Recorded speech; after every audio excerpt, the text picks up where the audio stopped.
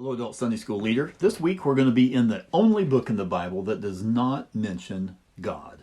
However, God's fingerprints are all over the story. It's also one of two books that's named after a woman. The other, of course, is Ruth.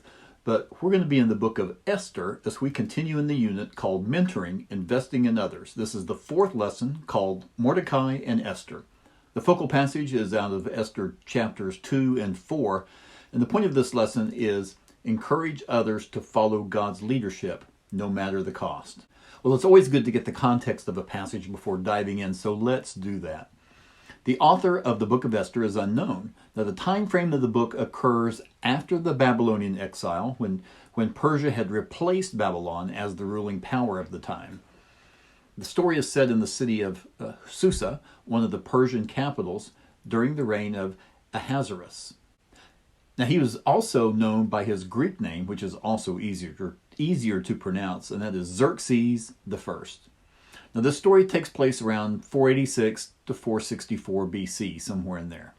Now, during this time, some of the Jews had returned to Jerusalem, where they enjoyed a reasonable amount of control over their own affairs. But others, like Esther and Mordecai, who we're going to be looking at this week, they were still in exile. Now, as a minority group, the Jews were viewed with suspicion and sometimes faced threats to their existence. The book of Esther begins with a banquet given by King Xerxes. The events of the banquet led to the king's disapproval and banishment of his queen Vashti. Now, the anger of Xerxes that he exhibited toward Vashti and her subsequent departure, it set the stage for Esther to come forth and deliver her people. Now, our first set of scriptures is in Esther chapter 2, verses 5 through 7, and here we learn a lot about Esther, one of the characters, the main character that we're going to be looking at this week. We get a family tree that connects Mordecai, the mentor of this week's lesson, with Esther. Now, there are probably some in your class who can follow that family tree as they read with no problem, but it always helps me to see a visual like this. As we think about those scriptures, what else do we know about Esther besides that she and Mordecai were cousins? Well, she was Jewish, she was an orphan raised by Mordecai, and she was beautiful. In fact, the NIV said that she had a lovely figure. I find it interesting that that phrase is used. The only other place in the Bible I found that used that phrase was used to describe Rachel in Genesis chapter 29, verse 17. Now, Esther was originally named Hadassah, which was her Jewish name. Esther was her Persian name, most likely named after the pagan god Ishtar. Now, remember that renaming someone by a conquering country was commonplace. In fact, in Daniel chapter 1, verses 6 and 7, we see that Daniel, his Jewish name, he was renamed Belteshazzar, while Hananiah, Mishael, and Azariah were renamed to what we know, Shadrach, Meshach, and Abednego. Well, sometimes our mentoring family does not fall within our direct bloodline. Sometimes it branches outside of our kids and our grandkids. And in this case, Mordecai became not only a father figure to Esther, but also an advisor and a mentor. Because of Queen Vashti's banishment, a new queen was sought after. So long story short here, Esther pleased the king due to her natural beauty, and she was made queen. Then Haman, one of the king's officials, he was honored, and he was given the highest seat of honor, higher than anybody else except for royalty. The king ordered that all must bow down and pay honor to Haman. But Mordecai, Esther's uncle, would not do this. This really ticked off Haman, who then learned that Mordecai was Jewish. Remember, there's always some suspicion about the Jews anyway. So Haman, he sought then to destroy all the Jews in the kingdom. So Haman convinced the king to sign a decree stating that on a certain date, all of the Jews in the kingdom would be killed. This was written in all the languages of the kingdom. The king sealed it with his signet ring, and the couriers took off to the various points that were under the king's control. When Mordecai learned of this, he was distraught, of course. He sat in sackcloth and ashes at the king's gate, as did many Jews do that in their hometowns throughout the kingdom.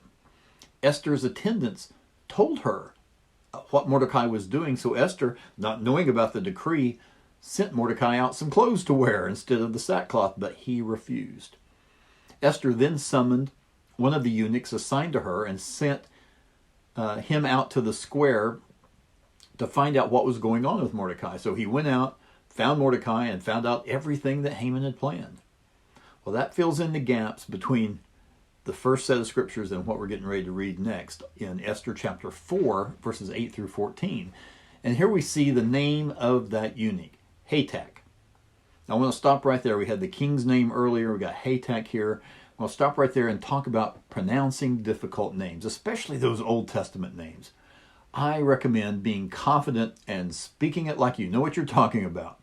More than likely, unless you're in a town that has a seminary or somebody in your class is seminary trained, there's probably not too many people who are going to be able to correct you. But if you'd like to know how to pronounce some of these names, you can go to YouTube and type in the phrase, how to pronounce Hatak. So as an example, that how to pronounce Hatak can be found here at tinyurl.com/Hatak. So the story continues. Hatak was this go-between between Mordecai and Esther. Hatak learned of the edict, and he took a copy of that edict back to explain it to Esther. And Mordecai also sent word that he wanted her to go and beg for reconsideration from the king. She sent word back to Mordecai, and she said, no one can approach the king unless they've been summoned. And if they do approach the king without being asked, he'll either accept their company, and he does that by extending his royal scepter. But if he doesn't accept them, they can be put to death. And it had been 30 days since she herself was summoned. And she said, not even I can approach him without an invitation.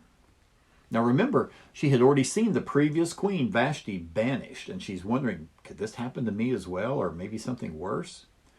There was a Greek historian named Herodotus, and he lived in the 400s BC, and he confirmed that the Persian kings had such a law about accepting or rejecting an unannounced, an unwelcomed visitor.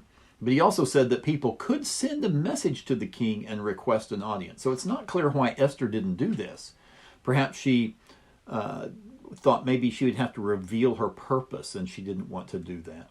Anyway, Mordecai replied, don't think that you'll be safe in the palace. You're Jewish, and you're going to be killed as well. Mordecai knew that the Jewish race would not be totally obliterated, but Esther and her family would die.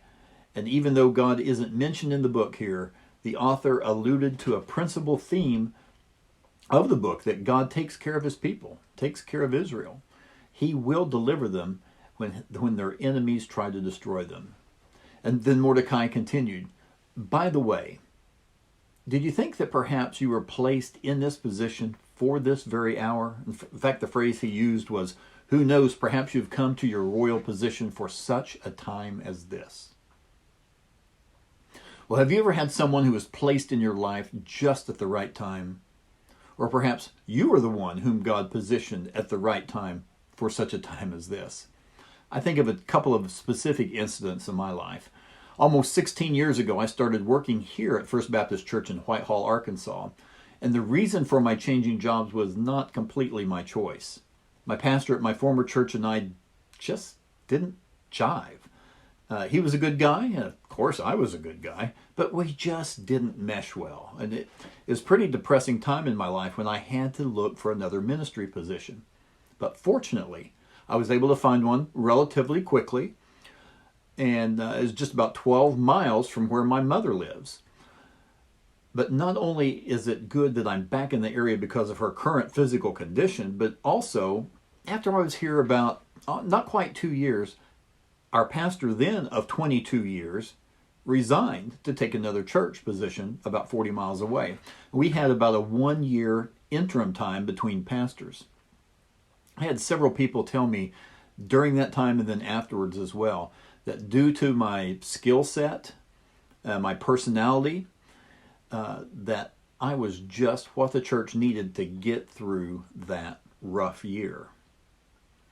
Then also, about 3.5 years ago, when my wife went to the hospital with those severe stomach pains and it was found out that she had stage 4 colon cancer, I believe the right doctor was on call that weekend. He had just recently come from a much larger hospital to our local hospital.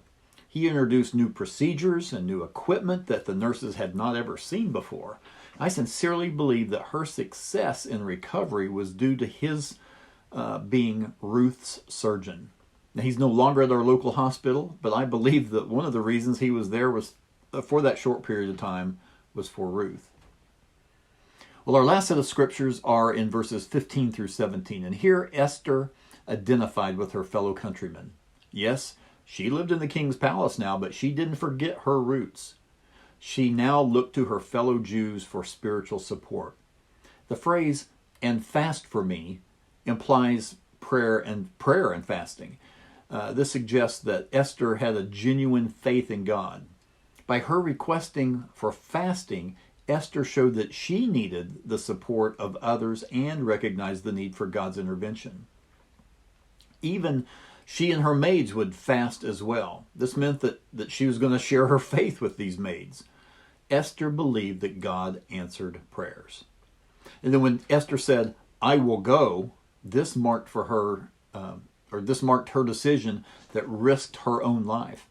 At first, Esther apparently was more concerned about her own safety, but when she realized the influence she could have, and also God's purpose in putting her in this position for such a time as this, she decided to act.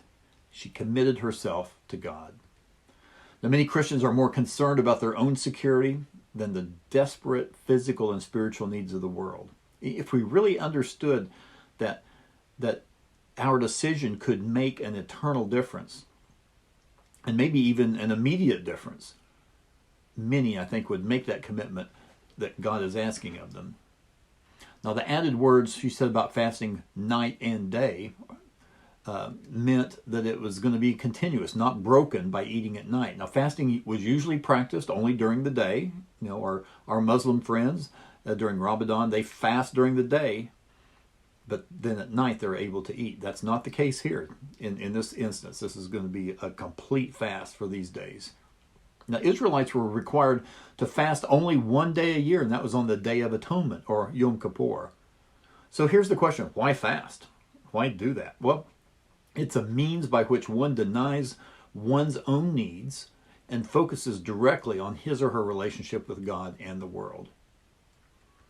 And then when she said there at the end, "and if I perish, I perish," you know, if I die, so be it. You see, Mordecai displayed courage in refusing to bow down to Haman, and now Esther is proving her bravery by risking her life for the lives of her people. So what are some lessons we can learn about mentoring from these verses? Well, as we mentor, we are to affirm the other person's identity and their purpose. Mordecai reminded Esther of her Jewish heritage, helping her embrace her identity as a child of God.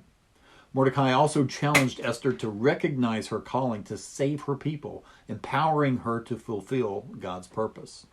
We also encourage those whom we mentor to trust God's providence. Mordecai encouraged Esther to trust in God's sovereign plan, even in the face of great danger. Esther's response demonstrated her trust in God's providence and her willingness to obey, inspiring us to do the same. The biblical account of Esther and Mordecai reveals the profound impact of mentoring on individual lives in God's kingdom. As followers of Christ, we are called to be mentors who guide and equip others to fulfill their God-given potential. We are to embrace the nurturing, guiding, and challenging aspects of mentoring, just as Mordecai did for Esther.